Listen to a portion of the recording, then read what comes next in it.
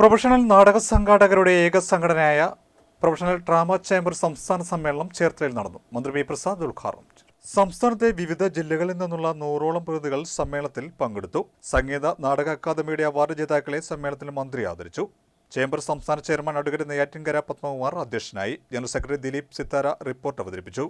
രമേശൻ രംഗഭാഷ, വഞ്ചിയൂർ സൈജു, വേണു രംഗഭാഷ, ദ്രോണ ബാബു എന്നിവർ പ്രസംഗിച്ചു. ആർട്ടിസ്റ്റ് സുജാതൻ മുഖ്യ പ്രഭാഷണം നടത്തി. നടൻ കോട്ടയം രമേശൻ മുഖ്യ അതിഥിയായി.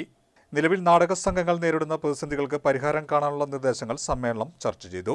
സർക്കാർ പരിപാടികളിലും തദ്ദേശ സ്വയംഭരണ സ്ഥാപനങ്ങൾ വഴിയും നാടക പ്രോത്സാഹനത്തിന് പദ്ധതികൾ ഒരുക്കണമെന്നും സമ്മേളനം ആവശ്യപ്പെട്ടു.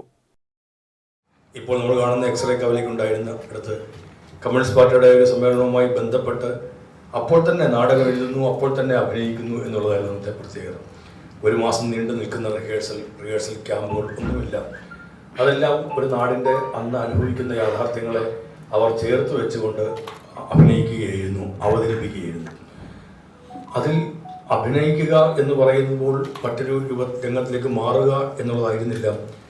അവർ കണ്ട ജീവിതത്തെ അങ്ങോട്ടേക്ക് പകർത്തി വെക്കുകയായിരുന്നു എന്ന് വേണമെങ്കിൽ പറയാൻ കഴിയും. അതുകൊണ്ട് തന്നെ അതൊരു നാടിനെ ഇളക്കി മറിക്കുന്ന തരത്തിലേക്ക് എത്തി.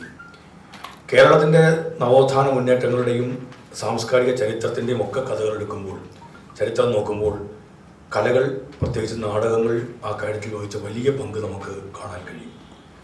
എത്രയെത്ര വലിയ മുന്നേറ്റങ്ങൾ കാണുന്നു ഈ നാടിന് നാടകങ്ങളിലൂടെ ആ മുന്നേറ്റങ്ങളെ സൃഷ്ടിച്ചെടുക്കുന്നതിന് ഇതിന് കാരണമായി തീർന്നത് എന്നുള്ളത് മലയാള നാടക പ്രസ്ഥാനത്തിൻ്റെ ചരിത്രം മാത്രമല്ല, കേരളത്തിൻ്റെ സാംസ്കാരിക നവോത്ഥാന ചരിത്രം കൂടിയാണ് അതെന്ന് നമുക്ക് ഉൾപ്പുളകത്തോടുകൂടി ഓർക്കേണ്ടുന്ന കാര്യമാണ്. എത്രയെത്ര നാടകങ്ങൾ, ഞാനതിൻ്റെയും വിശദാംശങ്ങളിലേക്ക് കടന്നു പോകാൻ ഒരുമ്പെടുകയല്ല. എന്തായാലും നിങ്ങളെന്നെ കമ്മ്യൂണിസ്റ്റ് ആക്കിയാക്കാം ആവാം, അല്ലെങ്കിൽ പാട്ടവാക്കിയാവാം, അടുക്കളയിൽ നിന്ന് അരങ്ങത്തേക്കാവാം. എത്ര നാടകങ്ങളാണ് ഈ കേരളത്തിൻ്റെ മണ്ണിൽ സമൂഹത്തെ മാറ്റി തീർക്കുന്നതിന് ഉപകരിക്കുന്ന തരത്തിലേക്ക് എത്തിയത്. ഉത്സവപ്പറമ്പുകൾ എന്ന് നമ്മൾ പൊതുവെ നാടകം അവതരിപ്പിക്കുന്ന ഇടങ്ങളെക്കുറിച്ച് പറയാറുണ്ട്.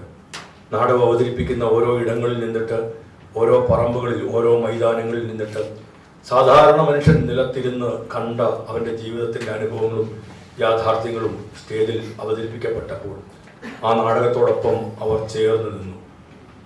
ഹൃദയം കൊണ്ടും മനസ്സുകൊണ്ടും ശരീരം കൊണ്ടും അവർ ചേർന്ന് നിന്നപ്പോഴാണ് ആ കൊടിയിങ്ങിത മക്കളെ എന്ന് പറയുന്ന പരമപിള്ളയുടെ വിഖ്യാതമായ വാചകത്തിന് ഒരു വൈദ്യുത കാന്തിക തരംഗം പോലെ ഒരു ജനതയിലേക്ക് പടർന്നു കയറാൻ കഴിഞ്ഞത്. പിൽക്കാലത്ത് പലരും ചോദിച്ചിട്ടുണ്ടാവും, നിങ്ങൾ ആരെ കമ്മ്യൂണിസ്റ്റ് ആക്കി എന്നല്ല.